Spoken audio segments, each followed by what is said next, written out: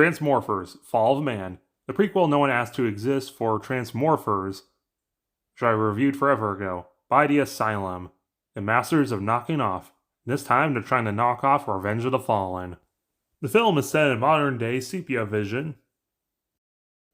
Given that the first film said the message went out in 2009, and it is 2009 when they filmed this, but they also said it was 5 years later, so actually it's 2014, and I would have been 13.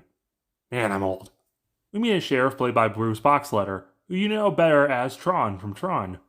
He pulls over a distracted driver, only gives her a warning, but it turns out her phone's a transmorpher and takes her out with bad CGI. Then at the water treatment plant pretending to be Edwards Air Force Base, some FBI agents are talking. They mention they need some Josephine Summers. Meanwhile, she's at the cafe and she finds out that the distracted driver was a diplomat's daughter. Guess they were reading people's voice. Meanwhile, Bruce is also getting caught up to speed. So we needed 2 scenes to discuss that she was a diplomat's daughter, and it doesn't really matter to the plot. Walt's RV gets tagged by the Wile E. Coyote, and we meet Maddie, who's dressed like a 50s go-go dancer for reasons, and she's having radio and TV troubles, showing that the Transmorphers are invading and blocking radio signals. Except for this kid is still playing with his RC helicopter, so I guess she's just having a bad day. And it keeps getting worse because the only repair guy is her ex, Jake. Hello, Annabelle. Oh, hello, Jake. You're so very handsome. Isn't he handsome, Maddie? Great acting, Mima. You know he's in good shape because he eats nothing but pizza and beer. He goes to work on the satellite, but it turns out it's a Transmorpher, which looks kind of more like a knockoff Terminator. It T-poses to insert dominance, so he rushes back in with his gun he has because reasons. But then when he goes back outside, it disappeared. Officer Tron meets up with Joe.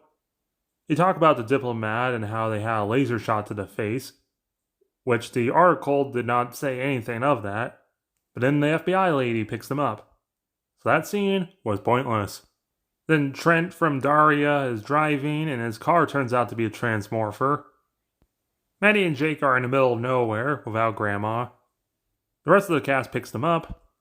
They make a pit stop to look at Trent. This kid says that the car drove off by itself.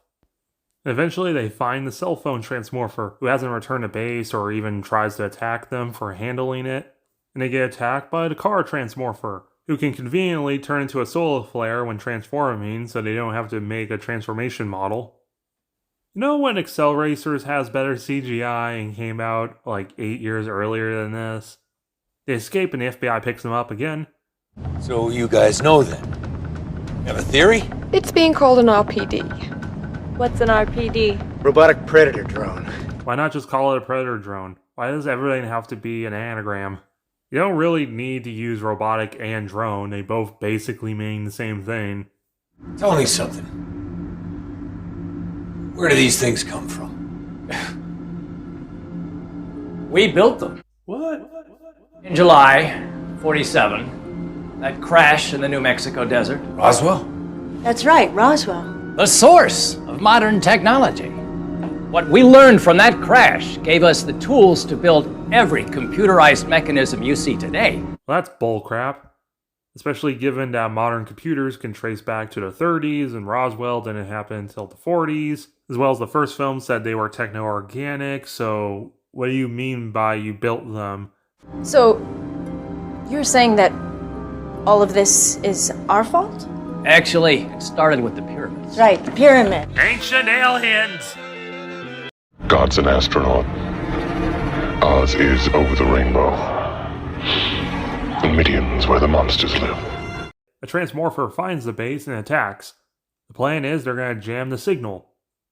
So wait, they are like robots getting commanded from some other force?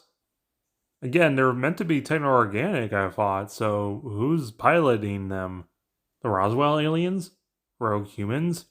The kid from earlier? Given that he still has the signal? Shut the fuck up. Okay. For bad reasons, the team decides to split up. Jake and the FBI go attack the signal. Tron gets a bad CGI helicopter. And Maddie runs around and gets shot at. Despite the morpher being easily able to take out soldiers, it can for some reason not hit Maddie despite being in bright pink and running in front of him. But they actually are able to jam the signal and the morpher gets shut down. But then for bad reasons, Tron decides to drive the helicopter into it, killing himself. Well, all this film so far was completely pointless because the robots invade anyway. Maddie and Jake get back together, they bone on the floor. But the morphers still invade.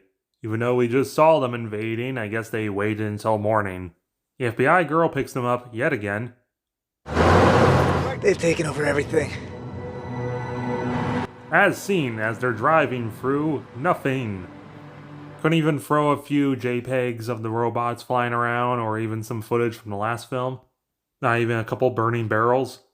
After a casual stroll through California, they get blown up by bad CGI. They get picked up by someone else and taken to a refugee camp which popped up in literally minutes. They form new ideas to try and take out the machine, and then this guy comes out of nowhere and says that there's terraforming machines up. How many of these terraforming stations are there?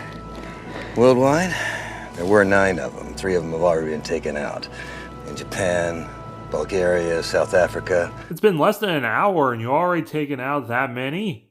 These aliens suck. The morphers drop in, they get easily defeated. They blow up a radio station which is meant to be a terraforming station.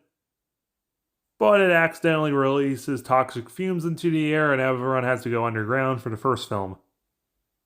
And now it's Transmorphers, The Fall of Man. And it was garbage. What a waste of Bruce Boxleitner. The rest of the acting's bad, the effects are bad, the story's bad, it barely connects to the original. It does a bad job trying to rip off Transformers. The only positive I can really say about it is it's actually visible. It doesn't hurt to look at like the first film. It has the generic sepia filter, but still. Out of 10? 2.